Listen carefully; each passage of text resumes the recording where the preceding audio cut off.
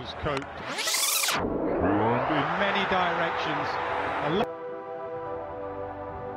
Mahmudullah Riyad was really scared. His catch was crucial for our win. South আফ্রিকার বিপক্ষে এত সহজ match হেরেও Nazmul Hasan শান্তর পাকনামি কমেনি। গুরুত্বপূর্ণ সময়ে মাহমুদুল্লাহ রিয়াদের ক্যাচ নিয়ে ম্যাচ শেষে রিয়াদ প্রসঙ্গে যা বললেন সাউথ আফ্রিকার অধিনায়ক এইডেন মাকরাম। প্রিয় দর্শক, চলুন একটু বিস্তারিত জেনে নেই। সাউথ আফ্রিকার বিপক্ষে বাংলাদেশের বোলাররা যে দাপট দেখিয়েছিল তার অর্ধেক পারফরমেন্সও করতে পারেনি বাংলাদেশের ব্যাটসম্যানরা। গুরুত্বপূর্ণ সময়ে দলের যখন রানের প্রয়োজন ছিল তখন বুল শট খেলে আউট হয়ে দলকে চাপে ফেলে গিয়েছিলেন লিটন দাস, সাকিব আল হাসান ও নাজমুল হাসান শান্তরা। 13 বলে 9 রান করেছিলেন লিটন দাস, 4 বলে 3 রান করেন সাকিব আল হাসান এবং 23 বলে 14 রান করেছিলেন নাজমুল হাসান শান্ত। এই যদি হয় টপ অর্ডারের ব্যাটসম্যানদের পারফরমেন্স, তাহলে মিডল অর্ডারের ব্যাটসম্যানরা তো হতাশ হবেনি। তারপরও দলের হাল ধরে দলকে জেতানোর জন্য সর্বোচ্চ চেষ্টা করেছিলেন মাহমুদুল্লাহ রিয়াদ ও তৌহিদ হৃদয়। সাউথ আফ্রিকারদের 113 রানের ছোট লক্ষ্যে জয়ের জন্য ব্যাট করতে নেমে 10 ওভার শেষে 4 উইকেট হারিয়ে মাত্র 50 রান করে বাংলাদেশ। এরপর মাহমুদুল্লাহ রিয়াদ ও তৌহিদ হৃদয়ের দারুণ এক পার্টনারশিপে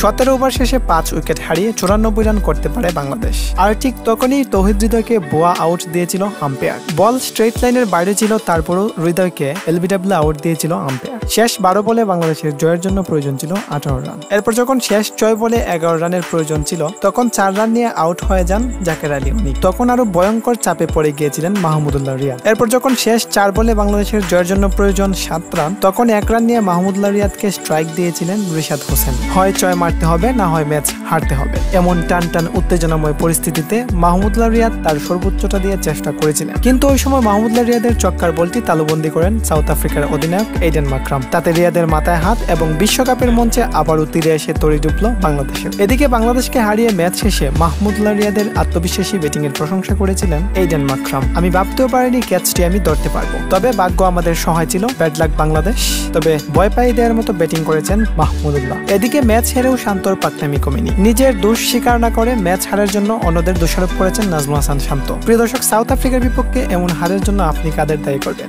আপনার মূল্যবান মতামত কমেন্টে জানিয়ে দেন। ধন্যবাদ।